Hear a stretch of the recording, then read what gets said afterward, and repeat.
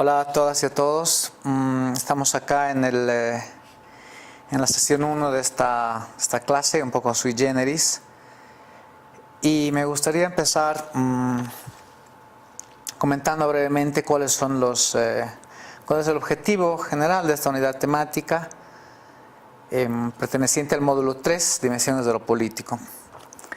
Esta unidad temática, como saben, se llama Metodologías históricas para el análisis político, y lo que me he planteado es básicamente que todas nosotras y nosotros estemos en condiciones de realizar análisis políticos contemporáneos a partir de la reflexión histórica, ¿no? O en otros términos, problematizar el pasado como una dimensión constitutiva y dinámica de las cuestiones políticas del presente, ¿no? La idea es esa, que estemos capacitados para problematizar el pasado a partir del presente, ¿no? Entonces, en esta primera sesión quisiera hacer un pantallazo breve de cómo surge la disciplina histórica y sus vínculos con la política y con el estudio de la política.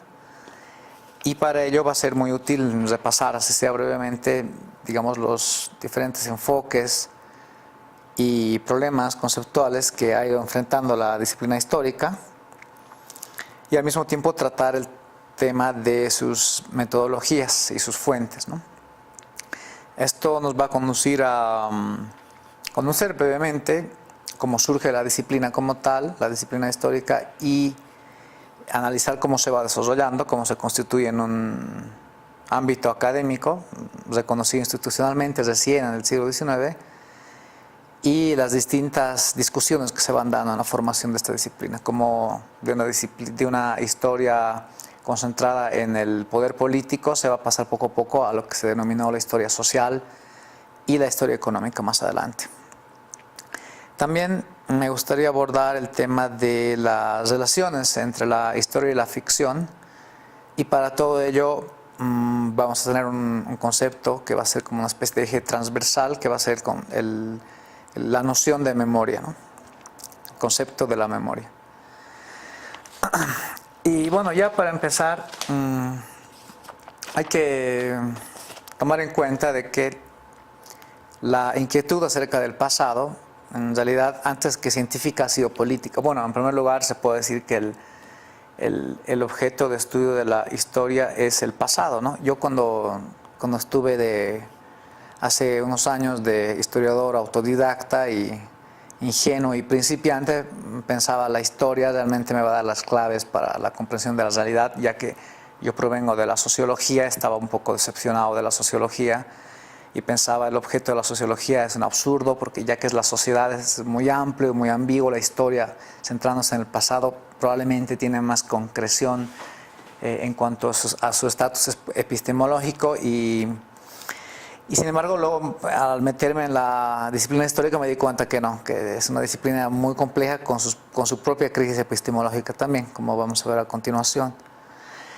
Y bueno, entonces cabe decir eso, ¿no? De que el objeto es el pasado. Y el pasado, bueno, hay una definición muy linda de pasado que me gusta citar, que corresponde a Enrique Flores Cano, un historiador mexicano, y él nos habla de que el pasado, antes que memoria, antes que el recuerdo, es en realidad un proceso real que determina el presente, prolongando partes o estructuras completas de sistemas económicos y formas de organización social hasta el presente. Entonces, antes que algo inmodificable, algo fosilizado del ayer, deberíamos entender el pasado como un proceso real y dinámico que determina el presente, ¿no? Y bueno, entonces la inquietud por el pasado es algo inherente a la humanidad, y por supuesto, desde la más antigua prehistoria es obvio que el pasado, entendido también como recuerdo en este caso, se iba transmitiendo de modo oral y a través de prácticas y rituales de una generación a otra, hasta que el desarrollo de la cultura letrada empezó a modificar las formas de transmisión del pasado, por supuesto, de una generación a otra. Y lo que llama la atención es que esta inquietud para transmitir el pasado a nuevas generaciones, sobre todo cuando aparece la cultura escrita, más que científica ha sido política, esta inquietud sobre el pasado. Se trata básicamente, o se trataba, de una recuperación selectiva de elementos del pasado que se iba adecuando a los intereses del presente, ¿no? Entonces, de hecho, cada que un movimiento político toma el poder, siempre va a reordenar el pasado, se lo va a reinventar en gran medida, ¿no? Y en general los pueblos y los individuos, o sea, las colectividades o la sociedad como tal y los individuos, las personas concretas, van a acudir siempre al pasado y a la memoria para tejer solidaridades y para afirmar identidades, ¿no?, fundadas en supuestos orígenes comunes, ¿no? Entonces, bueno, los primeros testimonios de lo que se puede considerar historia escrita, fueron básicamente memorias del poder, es decir, elaboraciones de intelectuales que estaban al servicio de los reyes, ¿no?, de los poderosos, los monarcas. Y estas memorias del poder básicamente lo que buscaban era imponer a las nuevas generaciones un culto ritualizado de la memoria de los gobernantes, ¿no?, y de sus grandes actos y de sus grandes acciones en general, ¿no? Y bueno, de hecho, para los poderosos se puede decir que la reconstrucción del pasado ha sido y es un instrumento de dominación, pero irónicamente hay distintos usos del pasado, porque para los oprimidos o para los explotados, yo que sé, para las clases subalternas que luchan contra su subordinación económica y social, el pasado puede convertirse, o la reconstrucción del pasado más bien puede convertirse en una fuerza afirmadora de identidad y de sus aspiraciones de independencia, ¿no? Entonces vale aclarar acá también que cuando se habla de historia, de la disciplina histórica como tal, se hace alusión a sobre todo los documentos escritos, ¿no? Hay cierto consenso en que la historia se debe basar metodológicamente en el documento, en el registro escrito. Ahora, claro, esto fue impugnado desde los años 60, más o menos del siglo XX, cuando aparecieron nuevos enfoques como la historia oral, por ejemplo,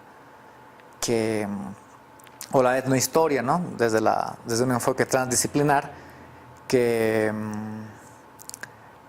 proponían estos nuevos enfoques básicamente la posibilidad de reconstruir el pasado a partir de narraciones orales también, ¿no?, a partir de etnografía, de observaciones in situ de determinadas sociedades, de modo que el documento escrito no debería ser la única fuente para el estudio de la historia, ¿no? Bueno, esto de la historia oral y de los enfoques transdisciplinares de la historia lo voy a abordar un poco más adelante.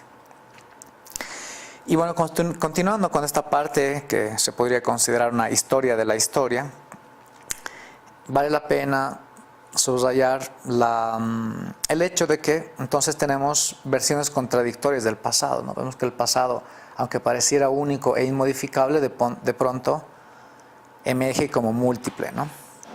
Se puede decir, de hecho, que desde el siglo III, más o menos de la era cristiana, precisamente cuando el cristianismo empezaba a desplazar al paganismo, el pasado empezó a convertirse en múltiple, poco a poco, ¿no? Y esto se hizo más notorio algunos siglos más adelante. En el siglo XV, por ejemplo, empezaron a surgir los historiadores oficiales, que eran en realidad auxiliadores del poder, ¿no? Eran una suerte de intelectuales y asesores de los círculos cortesanos, de los reyes, de los grandes poderosos y monarcas, que eran, como he dicho, los auxiliadores de esos personajes administradores de los estados monárquicos, ¿no? Y básicamente en Europa la coexistencia de diferentes pasados desde el siglo XVI fue ampliando poco a poco las dimensiones de lo histórico, porque ya se empezó a hablar no solamente de una antigüedad pagana y de un pasado cristiano, sino de los distintos pasados del Nuevo Mundo, ¿no? En el siglo XVI, como saben, el mundo asistía al descubrimiento, entre comillas, de un nuevo continente, lo que hoy llamamos América, y eso implicó un cambio de mentalidad muy importante en los intelectuales europeos del siglo XVI, ¿no? Y entonces, bueno, tenemos eso, ¿no? Esta especie de historiadores oficiales. No se piensen, por ejemplo, en Maquiavelo, ¿no?, el gran intelectual, que era una suerte de asesor, pero también, a su modo, una especie de historiador también, ¿no? Entonces ese perfil de personajes eran precisamente los primeros, los que podrían considerarse los primeros historiadores oficiales, ¿no? Entonces, bueno, como decía, el siglo XVI va a implicar un conjunto de cambios que en el mundo de las ideas, sobre todo entre los intelectuales de Europa, decía, sobre todo por el tema del nuevo mundo, ¿no? Del descubrimiento, entre comillas, de América, ¿no? Entonces, esto hasta el siglo XVI. Yendo un poco más adelante, en el siglo XVIII tenemos este movimiento importante, el iluminismo, que va a determinar también un conjunto de cambios en los modos de pensar de los intelectuales europeos y va a introducir nuevas sensibilidades en la reflexión histórica, pero también política, ¿no? Va a ser prácticamente el siglo XVIII el tiempo en el que se ve la emergencia de nuevas ideas, el liberalismo, por ejemplo, ¿no? Básicamente el liberalismo que va a determinar un conjunto de cambios, ¿no? Y la emergencia de nuevas corrientes políticas como el propio socialismo y su gran gama de diversificaciones internas, ¿no? Y bueno, avanzando un poco más en el tiempo, llegamos al siglo XIX y vemos que el siglo XIX va a ser el siglo clave de las ciencias sociales en general y de la historia también en particular, por supuesto. Y se puede decir de que el estudio riguroso de la historia, concebida ya como disciplina académica institucionalmente establecida y reconocida por las universidades, va a comenzar en el siglo XIX justamente. O sea, antes del XIX se puede decir de que existía un saber histórico o un conjunto de saberes históricos, pero no existía reflexiones acerca del porqué de los hechos, ¿no? Los que se ocupaban del pasado estaban preocupados por el qué pasó, ¿no? Y cómo pasó, pero no tanto el por qué tales sucesos ocurrieron de una forma y no de la otra, ¿no? Aparte, en el siglo XIX tenemos un fenómeno interesante que es el de la consolidación de los estados nacionales, la creación y emergencia del Estado Nacional como forma organizativa de las sociedades y como la forma más importante de organización colectiva. Ese Estado Nacional creó la necesidad de las historias nacionales, justamente, ¿no? El Estado Nacional requería reordenar el pasado para que los nuevos ciudadanos puedan identificarse con un pasado común, con sentimientos comunes de pertenencia, ¿no? Sentimientos de pertenencia en este caso, a las naciones, a las nuevas naciones, emergentes tanto en Europa como en la propia América, ¿no? Y aparte, en el siglo XIX tenemos el surgimiento de un, no sé cómo llamarlo, una forma de pensamiento, una teoría, que es el marxismo, ¿no? Marx, como saben, fue un intelectual muy importante que, entre otras contribuciones que hizo a las ciencias sociales, planteó de que la teoría económica, que es de donde él parte, puede volverse, o más bien debería volverse, en análisis histórico. Es decir, que la economía no podía estar desligada de la historia como tal, ¿no? De ese modo, pues Marx termina concibiendo lo histórico como una totalidad dinámica. De hecho,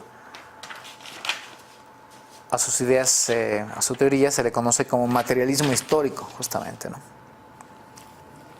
Y entonces, bueno, lo que pasa es de que se va imponiendo en el siglo XIX un estilo de discurso histórico y de reflexión histórica, y se van también desarrollando un conjunto de pautas metodológicas validadas académicamente, ¿no?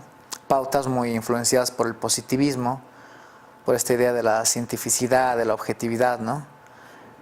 Y primaba un estilo descriptivo y cronológico, ¿no? Eran estas historias del XIX, estas historias académicas, eran básicamente, sí, una descripción de las sucesiones monárquicas, los grandes acontecimientos militares, etcétera, etcétera, ¿no? Bueno, acá se destacó un señor alemán llamado Leopold von Ranke. Bueno, pueden ver cómo se escriben los textos que están a disposición de todos en PDF. Y bueno, entonces en el siglo XIX vemos que va surgiendo la disciplina histórica validada académicamente, ¿no? También surge una inquietud entre algunos historiadores ya de fines del XIX y más propiamente del principio del XX, una inquietud vinculada a no solamente las descripciones de los grandes acontecimientos políticos y monárquicos, sino también les interesaban las ideas, ¿no? Se puede hablar de que surge una corriente llamada, o que más tarde se conoció como la historia de las ideas, ¿no? Pero se limitaba a las ideas políticas, justamente, ¿no? Había gente interesada en reconstruir la creación la emergencia del liberalismo como filosofía política, por ejemplo. Entonces, claro, se ponían a estudiar a Rousseau, a Voltaire, a Montesquieu, yo qué sé, sus obras, sus biografías. Entonces era una historia de las ideas políticas, ¿no? Luego ya a mediados del siglo XX se va a hablar de otro tipo de historia de las ideas, reivindicado como historia de las mentalidades, de lo cual voy a hablar un poco más adelante, ¿no? Y bueno, continuando con esta línea que he planteado de reconstrucción de la historia como disciplina académica, es importante tomar en cuenta ya en el siglo XX algunos sucesos clave, ¿no? Por ejemplo, la Primera Guerra Mundial, la Revolución Rusa, la crisis del 29, ¿no? Esta gran crisis económica que amenazó seriamente al mundo capitalista en muchas partes del globo, y todo esto también vinculado de alguna manera con el desarrollo de tecnologías, ¿no? de las nuevas tecnologías. Bueno, tenemos la revolución industrial en el siglo XIX también, que fue un suceso importante que obligó básicamente a los detentadores del poder político a que exijan a sus intelectuales de que les expliquen qué estaba ocurriendo en el mundo, ¿no? Esa es una historia común al resto de las ciencias sociales, ¿no? Si pensamos en la sociología, surge precisamente desde unos segmentos de la burguesía para entender ese mundo burgués que estaba consolidándose, para entender el mundo capitalista, para entender el desarrollo de una nueva economía que se estaba convirtiendo en dominante, el surgimiento del proletariado, de las denominadas clases peligrosas, incluso también en las ciudades que cada vez estaban creciendo más, junto con la aparición de problemas netamente urbanos, no solamente la criminalidad, sino la segregación espacial dentro de un espacio urbano, etcétera, etcétera. Todo ese conjunto de factores, incluyendo la revolución industrial, por supuesto, el desarrollo de las nuevas tecnologías, generaron la emergencia de las ciencias sociales tal como las conocemos hoy, ¿no? En el caso de la antropología, por ejemplo, hay un otro componente que es el del colonialismo, ¿no? La antropología, como saben, surge ya en el siglo XVI, tiene unos antecedentes incluso más remotos, ¿no? La fascinación de todo humano por lo exótico, por la alteridad. Pero luego, desde el XVI y hasta el XIX y principios del XX, hay claramente una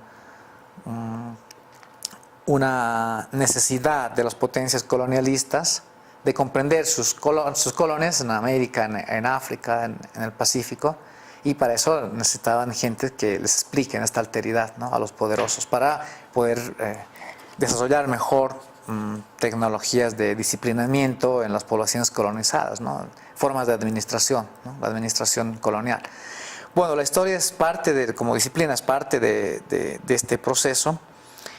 Y volviendo a lo del siglo XX, vemos entonces de que tanto acontecimientos como la Primera Guerra Mundial, Revolución Rusa, crisis de 1929, con sus grandes secuelas que se arrastran incluso hasta la Segunda Guerra Mundial, y las nuevas tecnologías científicas, todo eso va a generar nuevas preguntas para los historiadores, ¿no? De modo que hacia 1929-1930, precisamente cuando está empezando la crisis del capitalismo, esta gran crisis, aparece un grupo de historiadores académicos franceses y crean una tendencia, una especie de un enfoque básicamente que luego fue conocido como la Escuela de los Anales, ¿no?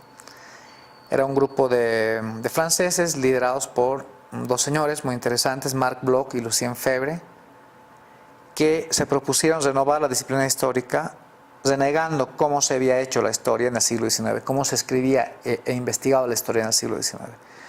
Entonces Bloch y Febvre lo que dijeron es de que habría que rebelarse contra tres ídolos, bueno, metafóricamente hablando, ¿no? El ídolo político, el ídolo individual y el ídolo cronológico. El ídolo político se refería obviamente a dejar de hacer historia solamente centrada en los grandes detentadores del poder político, los monarcas, presidentes, etcétera. Y eso estaba estaba vinculado más bien a este ídolo individual, entre comillas, del que hablaba Bloch y Febvre, es decir, el personaje, ¿no? El caudillo, el paladín, el presidente. Y el ídolo cronológico, que hacía referencia a desvincularnos de ciertas narrativas lineales, ¿no? Que consideraban la historia como una sucesión evolucionista desde esta clásica visión, incluso del marxismo, ¿no? Desde que la sociedad va del comunismo primitivo a la esclavitud, al feudalismo, al capitalismo, etcétera, etcétera, para que en un momento dado lleguemos a un nuevo tipo de sociedad superior. Era una visión teleológica orientada hacia un futuro remoto que algún día iba a llegar y que ya estaba preestablecido ese futuro, ¿no? Y lo que habría que hacer era acelerar estas etapas de desarrollo de la humanidad. Sin embargo, esta visión es cuestionable y fue cuestionada, de hecho, por estos señores de la denominada Escuela de los Anales, ¿no? Básicamente, desde 1930, esta gente lo que hizo fue plantear que era preciso renovar los modos de hacer historia a través de vincular la propia historia con la economía, con la geografía y con la antropología y con la sociología también. Entonces ellos estaban hablando ya en aquellas veces de la interdisciplinariedad y de la transdisciplinariedad también, ¿no? Probablemente en otros ámbitos de las ciencias sociales en esa época ya se hablaba de la transdisciplinariedad, no estoy seguro, pero estos señores sí plantearon de modo explícito la necesidad, repito, de que toda investigación histórica debería ser en un diálogo permanente con otras disciplinas, ¿no? Básicamente economía, geografía, antropología y sociología, ¿no? De modo que los historiadores empezaron a partir de los planteamientos de la Escuela de los Anales a utilizar técnicas cuantitativas y también cualitativas y más bien hicieron prácticamente emerger las estructuras de las sociedades preindustriales ante nuestros propios ojos a partir del trabajo documental, por supuesto, ¿no? De la revisión de fuentes escritas, ¿no? De modo que la historia dejó de ser unilineal, ¿no? Se empezó a concebir la historia como un devenir desigual y en cierto modo impredecible, ¿no? Entonces, estos señores, la Escuela de los Anales, inauguran lo que conocemos hoy como la historia social y la historia económica, donde los sujetos son las colectividades, ¿no? Porque pasa que en el siglo XIX todo se centraba en el acontecimiento como medida temporal y en la descripción, y la Escuela de los Anales más bien se centró en estudiar procesos de media y larga duración, ¿no? Entonces, los sujetos son las colectividades y por eso se va a hablar de historia social. Ellos creían, los miembros de esta Escuela de los Anales, de que, bueno, acertadamente creo yo, de que los individuos no podían estudiarse de modo aislado, sino que habría que ver siempre el contexto, ¿no? Y el contexto nos remitía a lo social, por eso la historia social, y también a lo económico, ¿no? Sin embargo, fueron saliendo un montón de como subtendencias dentro de la Escuela de los Anales, ¿no? Se van sucediendo generaciones dentro de esta tendencia. Sus fundadores se van volviendo viejos y sus discípulos van tomando la posta de esta escuela de historiadores y van, como digo, saliendo varias tendencias. Una de ellas fue de un enfoque más economicista, ¿no? Habían historiadores que prácticamente planteaban de que historia que no es cuantitativa no es historia. Entonces, era gente interesada en temas como, por ejemplo, los precios de los cereales en la Europa de la Edad Media, por decir algo. Entonces, iban a buscar registros de precios, iban a buscar, más bien hallaban crisis económicas, crisis agrícolas, las vinculaban con los precios de los alimentos, etcétera, etcétera, utilizando técnicas cuantitativas de análisis, ¿no? lo cual derivó en una especie de paralelo en Norteamérica que entre algunos historiadores estadounidenses que reivindicaron algo llamado cliometría, ¿no? Clio era una especie de deidad, de entidad mitológica más bien de la mitología grecorromana, que era como la musa de la historia. Entonces cliometría hace referencia a medir la historia, a medirla como pues con procesadores informáticos, con computadoras, con técnicas estadísticas, programas tipo SPSS, etcétera, etcétera, ¿no? Era como una versión más dura, la versión norteamericana de la historia económica a partir de los años 60 aproximadamente, era una versión más dura que la versión economicista de la Escuela de los Anales francesa, ¿no? Pero también hubieron otras subtendencias de la Escuela de los Anales que estaban más orientadas a aspectos culturales de la historia, ¿no? Aspectos de la vida cotidiana, otro tipo de temas de los cuales voy a hablar un poco más adelante también. Entonces, en general, estos señores de la Escuela de los Anales se plantearon la necesidad de renovar la disciplina histórica en torno a problemas, ¿no? Se puede hablar de la historia-problema, es decir, bueno, esto me remite a una suerte de marco metodológico casi estándar en las ciencias sociales, ¿no? Cuando uno debe de hacer una investigación, de tesis particularmente, está bueno partir de un problema, y un problema que es un problema es una pregunta, ¿no? Y el por qué, ¿no? El por qué empezó a ser una terminología clave dentro de la investigación histórica, ¿no? Plantearse problemas en forma de preguntas, ¿no? De modo que tenemos que el pasado se fue convirtiendo en pasados, en plural, y se fueron investigando también no solo los procesos de larga duración y las estructuras económicas, sino también había gente vinculada con la Escuela de los Anales que estaba inquieta por conocer los comportamientos, las conductas, las actitudes y las ideas implícitas de las gentes del pasado, ¿no? De modo que van apareciendo nuevos objetos de investigación, como por ejemplo, bueno, que pueden parecernos extravagantes. Imagínense, hacia los años 50 o 60, a partir de los efectos que tuvo la Escuela de los Anales en nuevas generaciones de historiadores, pues en esa época igual, o incluso más que ahora, como digo, eran temas extravagantes estos que se empezaron a plantear, por ejemplo, la muerte, la vejez, la infancia, el carnaval, la fiesta, el ritual, o por ejemplo la producción y circulación y recepción del libro escrito, la opinión pública, el rumor, el chisme. Bueno, esto ya venía de antes, de los propios fundadores de la Escuela de los Anales, ¿no? Por ejemplo, este señor Mark Bloch tiene un trabajo de 1924 que se llama Los Reyes Taumaturgos, que investigaba cómo los monarcas se les atribuía más bien poderes sobrenaturales, ¿no? En Francia o en Inglaterra, ¿no? En fin, aparecen también nuevos objetos como el miedo. Imagínense, gente interesada en estudiar el miedo y el pánico en la historia, ¿no? Algo que podría parecer absurdo, sin embargo, si uno se pone a pensar, el miedo es un movilizador social muy, muy importante y que puede determinar varios acontecimientos e incluso procesos, ¿no? Procesos sociales e históricos.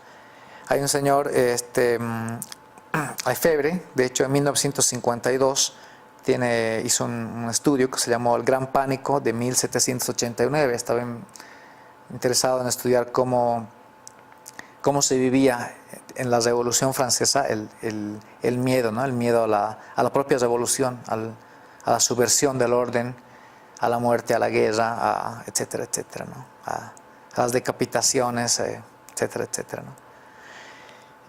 Hay un señor, Alberto Tenenti, por ejemplo, en 1957, que hizo un libro que se llama El sentido de la muerte y del amor en el Renacimiento. A él le interesaba precisamente eso, ¿no? Imagínense el amor convertido, un sentimiento, una pasión convertido en objeto de estudio histórico, académico, que podría decirnos algo importante de las sociedades del pasado, ¿no? Y bueno, se puede decir prácticamente que hoy día todo es historizable, ¿no? Y esto condujo a una especie también de crisis epistemológica dentro de la disciplina histórica, ¿no? Bueno, otro tema que empezó a ser estudiado, que me parece interesante e importante, es el de la familia, ¿no? Si lo pensamos bien, la familia es el núcleo de las sociedades, básicamente. Es la centinela de la privacidad, la vigilante de los tiempos escolares, fabriles o médicos. Y su historia, la historia de la familia, se vincula con los significados del ciudadano, de lo que implica ser ciudadano, ¿no? Ese sujeto capaz de, en teoría, aprehender los códigos civilizatorios exigidos por la vida urbana, ¿no? Entonces, bueno, todo este nuevo toda esta nueva historia, que se podría llamar así, desde el inicio de los años 30 hasta los años 60, 70 y 80, fue muy fértil en la renovación de la disciplina como tal, al introducir nuevos enfoques, nuevas metodologías y nuevos temas, sobre todo, nuevas preguntas. Pero, como decía hace un momento, y también en parte por los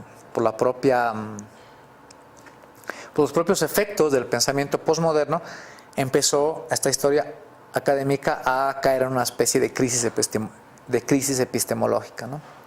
De pronto se va dando una ausencia de paradigmas hegemónicos, grandes paradigmas que antes lo explicaban todo, ¿no? Como por ejemplo el marxismo o el estructuralismo, ¿no? O el funcionalismo. Eran grandes esquemas teóricos que con una potencia explicativa demoledora, ¿no? Pero estos grandes paradigmas, repito, empezaron a ser cuestionados desde los años 60 y más aún en los 80, debido a varios factores, ¿no? El socialismo real y toda su corrupción y su burocracia, que cae de hecho a fines de los 80, principios de los 90, el ascenso del neoliberalismo, los efectos a largo plazo del movimiento hippie de los años 60, en fin, un conjunto de factores que cuestionan los viejos paradigmas de las que habían dominado las ciencias sociales prácticamente, ¿no? Y eso conduce a una crisis epistemológica, como digo, pero no solamente en la disciplina histórica, sino también en la sociología, en la antropología, por ejemplo, ¿no? Bueno, dicho esto así de modo un poco general, quisiera pasar a... bueno, antes de pasar al tema de las fuentes y de las metodologías de la historia, quisiera decir hacer un par de comentarios breves más acerca de otras dos como subtendencias, que se podría decir, de la nueva historia fundada en los años 30, ¿no? Una de ellas es la microhistoria. Básicamente es un enfoque surgido hacia los años fines de los 70, principios de los 80 en Italia, cuyos mayores exponentes fueron dos señores, uno Carlo Ginzburg y el otro Giovanni Levi. Y básicamente estos historiadores lo que propusieron fue que era necesario reducir la escala para estudiar la historia, la escala de observación del investigador, la escala de observación entendida como la escala temporal, pero también espacial y temática, ¿no? De modo que, por ejemplo, historiadores que se dedicaban a estudiar un solo acontecimiento histórico, poniéndolo en contexto, por supuesto, plantearon de que este enfoque era importante porque revelaba un montón de detalles y un sinfín de aspectos desconocidos de las sociedades del pasado, ¿no?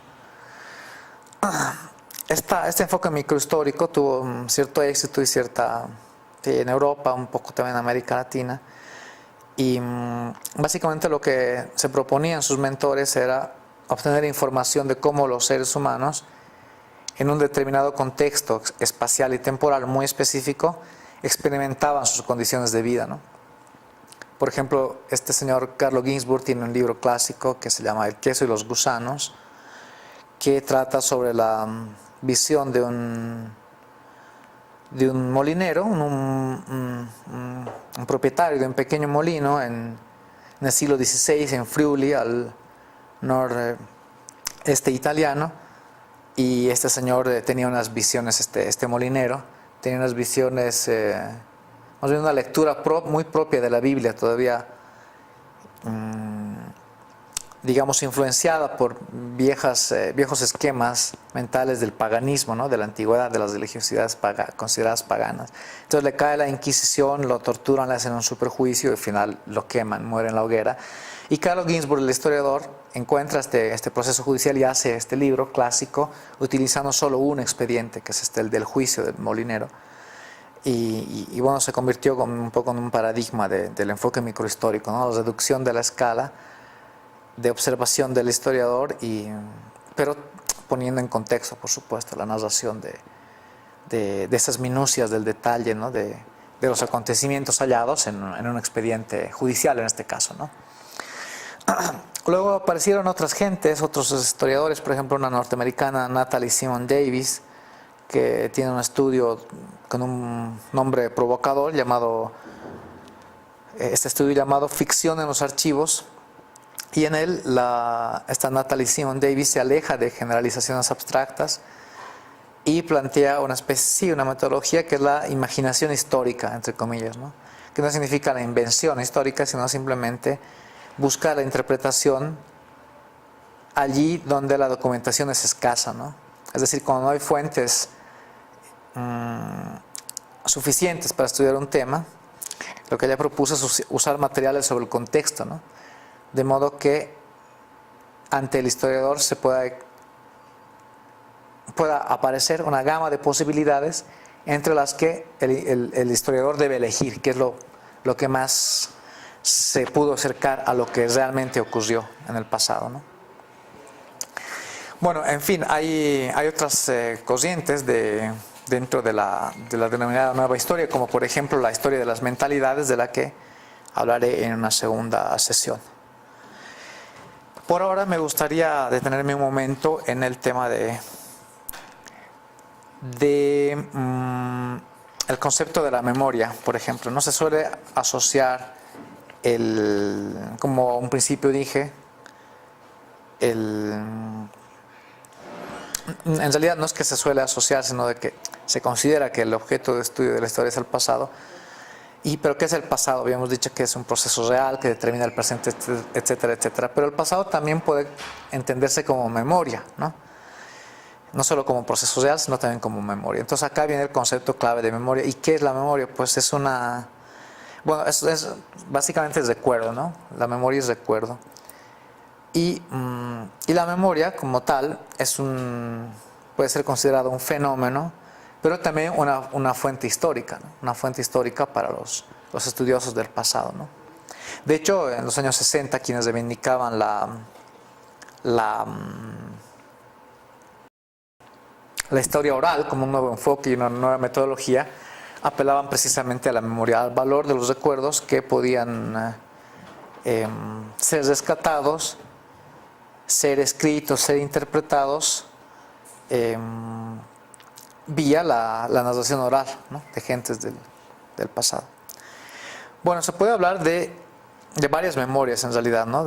Se puede hablar de la memoria individual que tiene cada sujeto, se puede hablar de la memoria familiar, se puede hablar de memorias locales, de memorias de clase, se puede hablar de una memoria nacional, etcétera, etcétera, ¿no? Y hay distintos usos, vamos a ver, de la memoria como tal, ¿no? De los recuerdos. De modo que precisamente hacia los años 60, cuando está surgiendo esta metodología que es la historia oral, y hay una renovación dentro de la propia escuela de los anales. En ese contexto, de los 60, aparecen estudiosos que empiezan a hablar de la historia social del recuerdo, ¿no? Esto viene básicamente de los años 20. Hubo un pionero de estos temas de la memoria que se llamó Maurice Holbach, en los años 20 en Francia. Él era discípulo de Durkheim, del famoso sociólogo, y estaba muy influido por él, de hecho. Y lo que Holbach planteó es de que los recuerdos existe la memoria individual, existe el recuerdo de cada sujeto, pero también existe otro tipo de recuerdos, los recuerdos construidos colectivamente, ¿no? Porque en última instancia son los grupos sociales, los grupos humanos, las colectividades, las que determinan qué debe recordarse a nivel general, ¿no? Entonces, claro, ahí se ve una clara influencia de Durkheim en Holbachs, porque Durkheim hablaba de la conciencia colectiva, ¿no? Tenía este concepto de conciencia colectiva.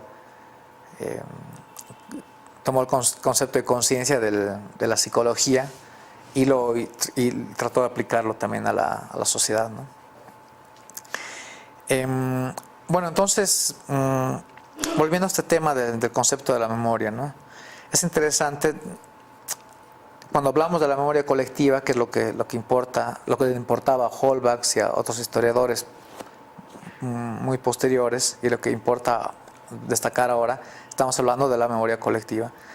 Entonces, algo interesante es de que se recuerda, entre comillas, cosas que en realidad no se ha experimentado, ¿no? Cuando tenemos, bueno, por ejemplo, cuando tenemos el Día de la Patria, por poner un caso, desde los ámbitos oficiales se habla de hoy o desde los medios de comunicación, se dice hoy recordamos el día del acta de fundación de este Estado, ¿no? O se dice, hoy recordamos la batalla de Boquerón en la guerra del Chaco, hoy recordamos, etcétera, etcétera, lo que quieran. Pero en realidad no hemos estado ahí, ninguno de nosotros. Sin embargo, decimos, hoy recordamos tal día. Entonces, este recuerdo de las cosas que no hemos experimentado es precisamente lo que se denomina memoria colectiva, ¿no? Y hay básicamente, entre otros, 5 muy importantes medios de la transmisión de la memoria que al mismo tiempo funcionan como fuentes para estudiar el pasado, ¿no? Y como metodologías a la vez para estudiar el pasado. Un medio de transmisión de la memoria colectiva son las tradiciones orales, por supuesto, desde la prehistoria de la antigüedad, desde donde quieran, el ser humano de una generación a otra, por un proceso espontáneo y natural, se ha ido transmitiendo oralmente conocimientos, rituales, prácticas, valores, etc., ¿no? Entonces tenemos tradición oral. Otra forma de transmisión de la memoria colectiva, otro medio más bien, son los registros escritos, por supuesto, ¿no? Registros escritos de diversa índole, ¿no? Sean libros, documentos variados, expedientes judiciales, etcétera, etcétera, etcétera, ¿no? Un tercer medio de la transmisión de la memoria colectiva en las sociedades es el de las imágenes. No solamente pinturas, fotografías o escenas estáticas, sino también en movimiento, ¿no? Y también, bueno, si hablamos de figuras o escenas estáticas, no solo pinturas, sino también, no sé, palacios, estatuas, mausoleos, etcétera, ¿no? Entonces vemos como la imagen también es un elemento importante metodológicamente para estudiar la historia, ¿no? Y en este caso para la transmisión de la memoria colectiva, ¿no? Las imágenes en su distinta gama, ¿no? Fotos, etcétera, etcétera. Y tenemos otro medio de transmisión de la memoria que son las acciones, los actos en sí mismos, ¿no? Porque a través de los actos se transmiten recuerdos y habilidades de una generación a otra, ¿no? Por ejemplo, cuando se habla de la transmisión de conocimientos del maestro al aprendiz, vemos que hay mediante un conjunto de prácticas se está transmitiendo una memoria del pasado sobre cómo ejercer determinado oficio, sobre cómo cortar una madera, etcétera, etcétera, ¿no? Y también mediante las acciones se transmiten los rituales conmemorativos, rituales de todo tipo, ¿no? Que son otra forma de memoria colectiva también. De hecho, los rituales en general constituyen recuerdos e imponen visiones del pasado, construyendo también identidad, ¿no? Identidades colectivas, ¿no? Y número 5, medio de transmisión de la memoria es el espacio como tal, ¿no? Porque hay un claro vínculo entre los lugares y los recuerdos, ¿no? Piensen ustedes en un territorio, en una plaza, en un palacio, en una montaña, en una planicie, etcétera, etcétera. El espacio como tal está muy vinculado a los recuerdos y a la construcción de las memorias colectivas, ¿no? Un lugar donde se desarrolló una gran batalla siempre va a estar vinculado a a ese acontecimiento, ¿no? O por ejemplo, bueno, hay un caso clásico relatado por Levi-Strauss en Tristes Trópicos, si mal no recuerdo, y cuenta cómo a principios del siglo XX un grupo étnico en la Amazonía brasileña, los Bororó, tenían sus casas, sus chozas, que formaban un círculo colectivo, y cuando llegaron los misioneros católicos, destruyeron básicamente esta forma espacial de los Bororó y los conminaron y obligaron a crear sus chozas y disponerlas en hileras, ¿no? Entonces vemos cómo la transformación del espacio también se hace para transformar la memoria colectiva de los ancestros, la memoria colectiva de la memoria cultural de algunos pueblos, ¿no? Y bueno, acá hay otro tema interesante también, que es el del mito, ¿no? Que todo esto de la memoria colectiva está vinculado con el mito, pero el mito, bueno, ustedes saben, la mitología o la mitografía son ámbitos de estudio muy amplios, ámbitos transdisciplinarios. Se habla de la mitología tanto desde la historia de las religiones como desde la antropología, y en este caso no hay que considerar el mito como sinónimo de falsedad, ¿no? Sino más bien como un conjunto de narraciones con elementos simbólicos y personajes heroicos, ¿no? Entonces, desde ese punto de vista, las memorias colectivas también crean sus propios mitos, ¿no? Mitos que tienen efectos en la realidad y que están siendo reinventados todo el tiempo, ¿no? Y bueno, si bien hasta acá he hecho énfasis en esta parte, en la importancia de la memoria colectiva para el estudio del pasado histórico, también hay que tomar en cuenta su contraparte, ¿no? Que sería el olvido, ¿no? Muchas veces se dice que la historia la escriben los vencedores, pero también se puede decir de que la historia la olvidan los vencedores. Si pensamos en esto, por ejemplo, se me viene a la mente que los derrotados, los perdedores, no pueden olvidar fácilmente porque han perdido casi todo y necesitan, con el transcurso de las generaciones, reinventar sus pasados y sus identidades, ¿no? Y entonces el olvido también tiene su importancia en esta historia, ¿no? De hecho, se puede hablar hay un historiador llamado Peter Burke que habla de la amnesia colectiva, ¿no? Él acuña ese término para investigar la organización social del olvido, ¿no? El conjunto de exclusiones y represiones que se van dando en el reordenamiento de los pasados que nos llegan en la actualidad, ¿no? De hecho, la palabra amnistía, por ejemplo, está vinculada con amnesia. La amnistía entendida como la supresión oficial de recuerdos conflictivos en pos de la cohesión social, ¿no? Nos olvidamos del conflicto para que haya cohesión social, ¿no? La amnistía, de ahí, bueno, está vinculado con la amnesia, con el olvido, con la importancia del olvido, ¿no? En las sociedades. Por ejemplo, también hay un clásico ejemplo, valga la redundancia, que se utiliza cuando se habla del olvido. Está referido a las distintas versiones de la enciclopedia soviética, ¿no? Después de la consolidación de la Revolución Rusa y con la época del stalinismo sobre todo, apareció esta llamada enciclopedia soviética, bueno, varias ediciones, y alguna gente se dedicó a buscarlas y a compararlas, identificando los cambios, ¿no? Como habían algunas con la entrada de Trotsky, otras sin Trotsky, etc. O cada que un nuevo movimiento político toma el poder en una sociedad, pues este reordenamiento del pasado pasa por el olvido también, ¿no? Por el hecho de que una calle se llamaba de una manera y ahora se va a llamar de otra, o una plaza, ¿no? Etcétera, etcétera. Se trata de olvidar algo e imponer un nuevo recuerdo, ¿no? Y eso está vinculado en gran medida también con invenciones, prácticamente, ¿no? De hecho, el historiador Eric Hobsbawm, un historiador británico, hizo un librito muy interesante de varios artículos junto con otro historiador, Terence Ranger. Ambos escribieron este libro llamado La invención de la tradición, precisamente, en la que muestran cómo la búsqueda de tradiciones ancestrales o remotas para legitimar a los estados nacionales implicaba inventar esas tradiciones en gran medida, ¿no? Estamos hablando de las tradiciones inventadas.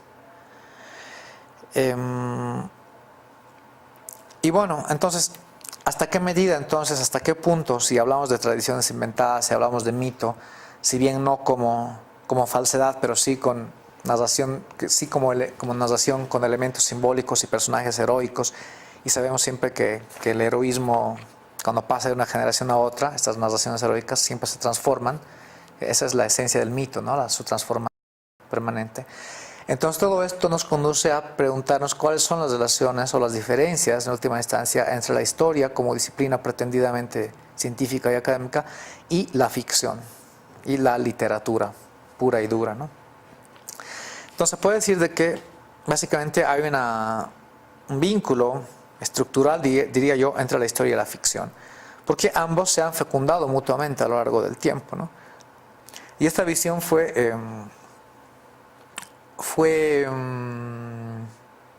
impugnada en el siglo XIX al calor de los debates del positivismo, ¿no? Cuando la cientificidad y la objetividad eran lo que determinaba lo real o lo irreal, y se decía que la historia es ciencia porque hay el documento escrito que respalda tal o cual afirmación. Sin embargo, esta certeza empezó a ser cuestionada gravemente desde los años 60 por un conjunto de historiadores, y más en concreto por un señor norteamericano llamado Hayden White, y él prácticamente lo que dice es de que la historia es descubierta, en efecto, en archivos, en documentos, pero también es inventada.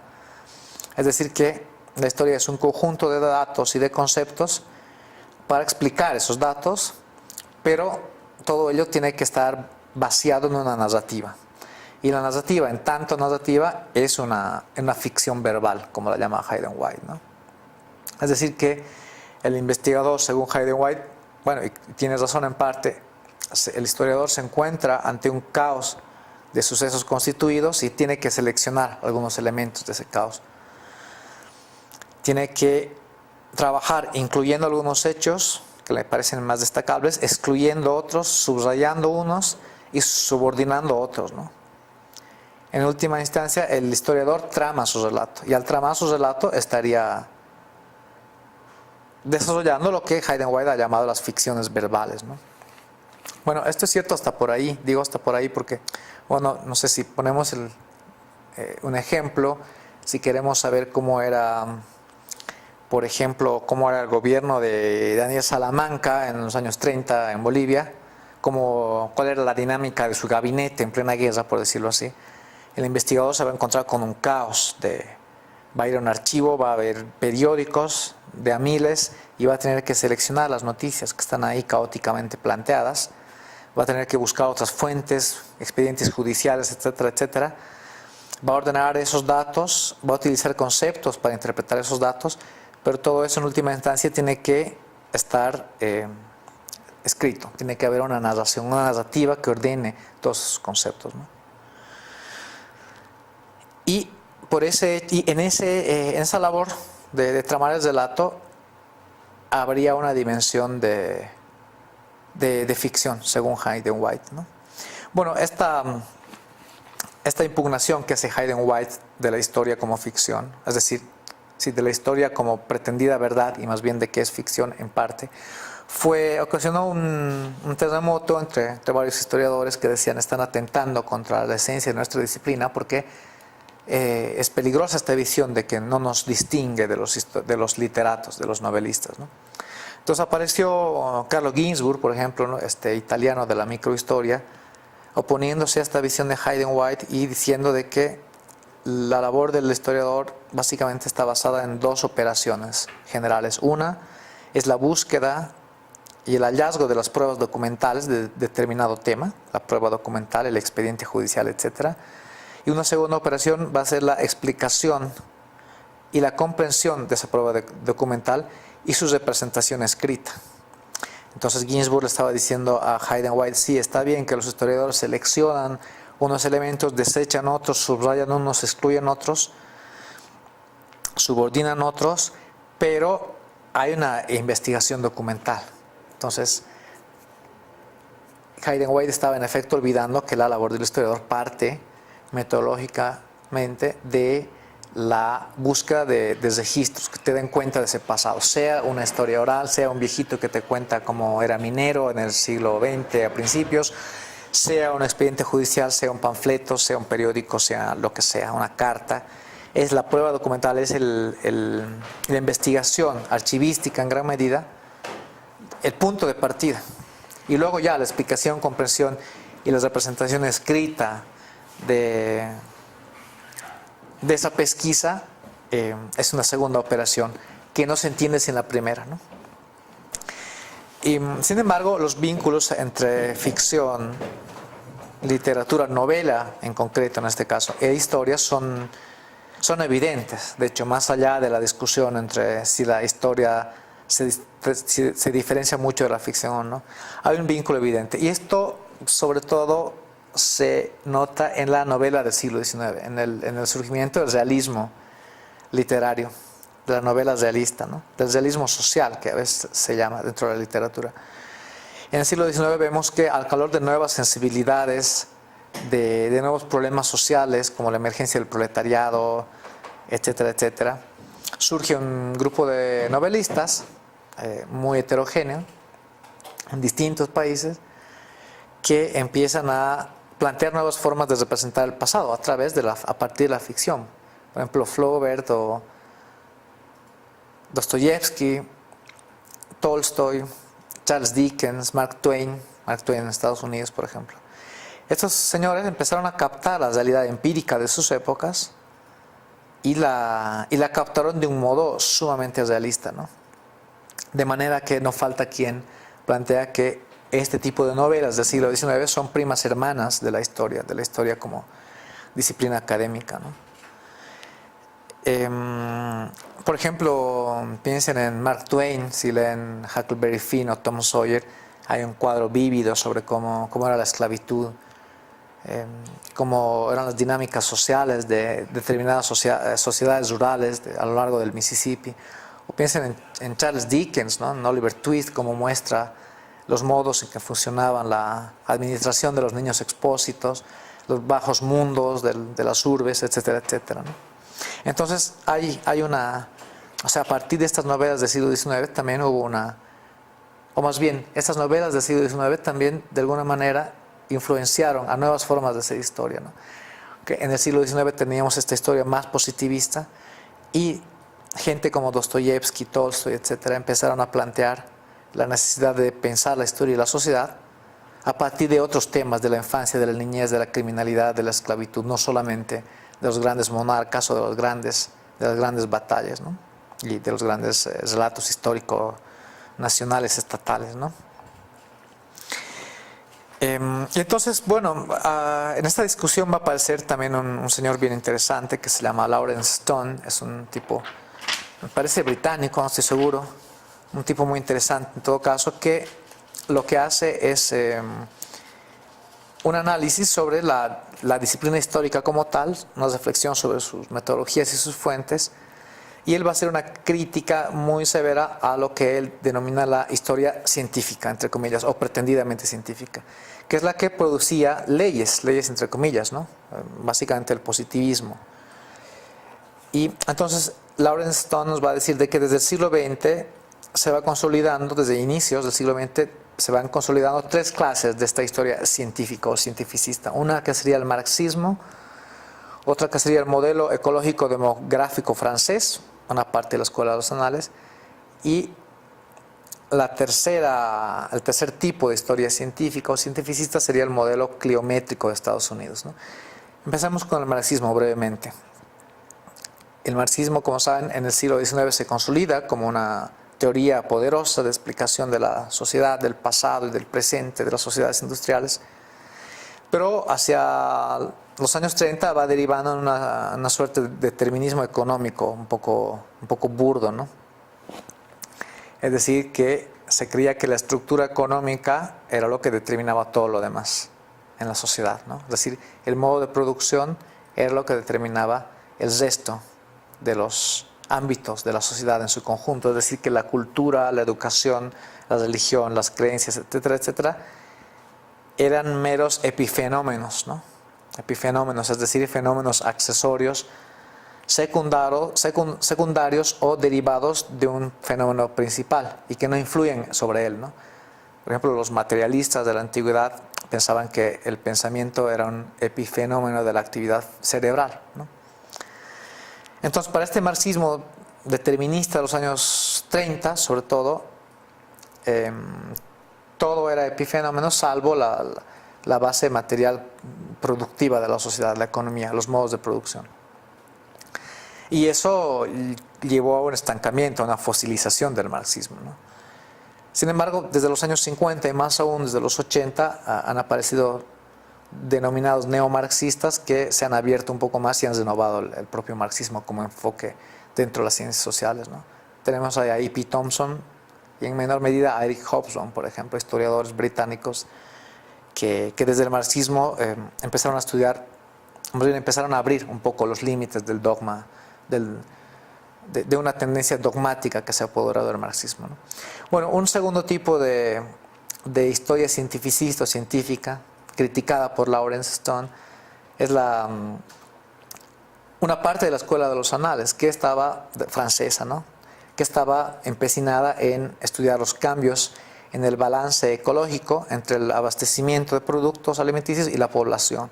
Eran gentes que estaban obsesionadas con la producción agrícola, con la demografía, con reconstruir índices de alimentos, etcétera, etcétera, ¿no?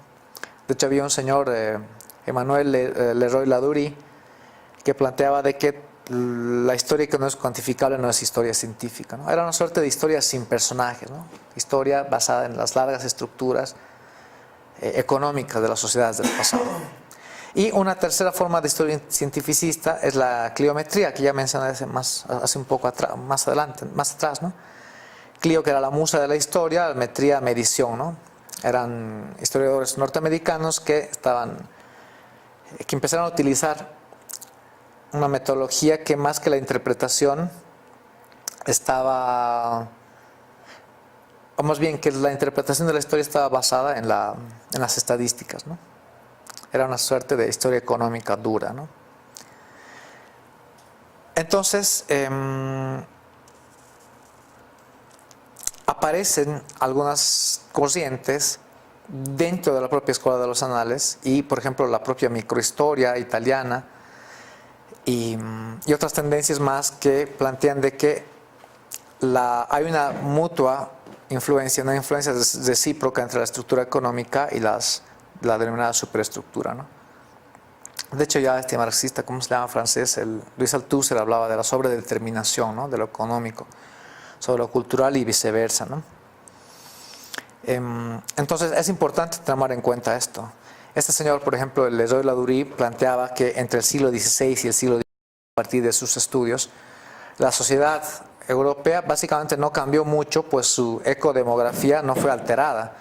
Esta visión muy cientificista, muy científica y verdadera, supuestamente, comprobada con datos empíricos, con datos cuantitativos, estaba olvidando y estaba pasando por alto sucesos sumamente importantes. Es decir, para esta gente no tenía relevancia acontecimientos como el Renacimiento, la Reforma Protestante, la Ilustración, el surgimiento de los estados nacionales modernos, los cambios en la educación, los avances tecnológicos y científicos. Todo eso eran epifenómenos porque la ecodemografía no fue alterada entre los siglos XVI y XVIII. Entonces vemos cómo los cientificistas también pueden tener sus límites, ¿no? y sus marcos que de pronto limitan su potencial explicativo de las sociedades del pasado, ¿no? Entonces, lo que Lawrence Stone prácticamente dice es de que no existen explicaciones monocausales y la cultura, las ideas, la religión son variables semi-independientes de las estructuras económicas también, ¿no? Entonces hay una interacción compleja en dos sentidos, ¿no? Entre la población, el clima, los abastecimientos, los precios, la circulación del oro, etcétera, etcétera, por un lado, y por otro lado, las creencias, los valores, las ideas, las costumbres, las actitudes, los comportamientos. Hay una interacción entre estas dos grandes esferas que es preciso ver, que es preciso considerar a la hora de hacer reflexión histórica, ¿no? Entonces, todos estos nuevos temas que van saliendo en la reflexión histórica, a partir de lo que Lawrence Stone sintetiza, ¿no?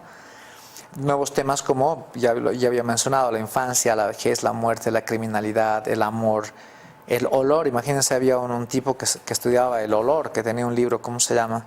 Por acá tenía el dato. Tenía un libro que se llama El perfume y el miasma. Y él estaba interesado en cómo la sensación olfativa,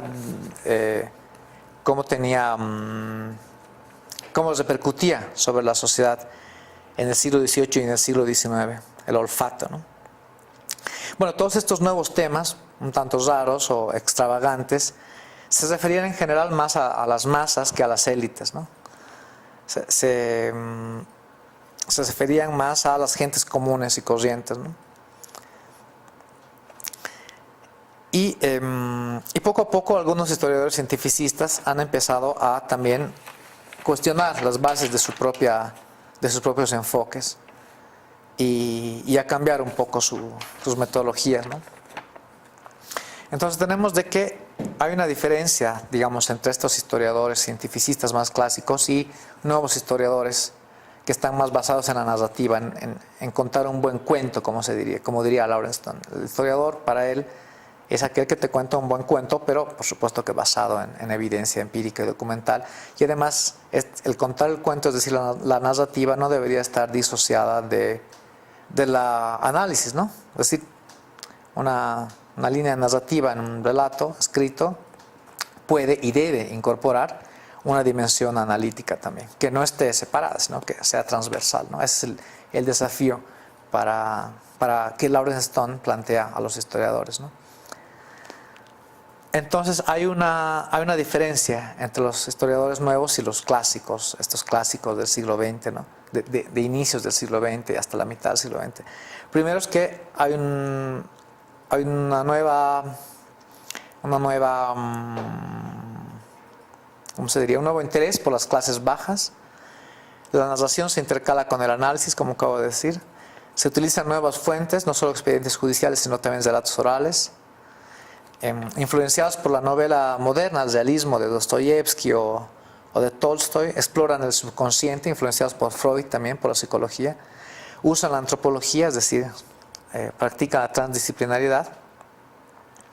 Y en algunos casos cuentan la historia de una sola persona o un grupo o un episodio, pero para observar una sociedad y una cultura un poco más amplia, ¿no?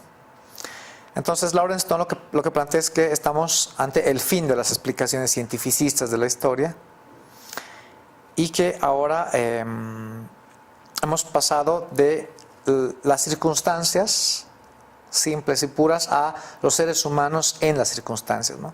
Entonces Lawrence Stone va a identificar siete cambios que han habido en la disciplina histórica del último siglo, del siglo pasado. El primero sería de que ya no son las circunstancias, sino son los seres humanos en las circunstancias. El segundo cambio sería que un cambio en los problemas, en las problemáticas. De lo demográfico y lo económico hemos ido pasando a lo cultural. Otro cambio es de que las fuentes de influencia disciplinar de la economía y la sociología, que tenían mucho peso en la historia, se ha pasado un poco a la antropología y a la psicología, ¿no? Luego cambios en los temas. De los grupos hemos pasado a los individuos también, para volver a los grupos, pero vinculados siempre con sujetos concretos, con nombres y apellidos, ¿no? Otro cambio se dio en los modelos explicativos. Prácticamente de un modelo monocausal se ha pasado a lo multicausal. Hay muchas causas que determinan las estructuras sociales, no solamente una.